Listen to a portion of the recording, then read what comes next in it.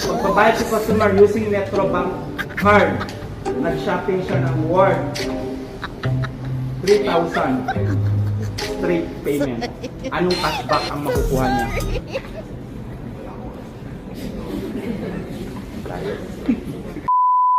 Ano mo, pagbabayad si customer using Metrobank card, nag-shopping siya ng worth 3,000 straight payment.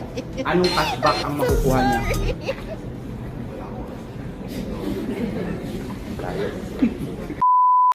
Ano mo, pagbabayad si customer using Metrobank card, nag-shopping siya ng worth 3,000 straight payment. Anong cashback ang makukuha niya?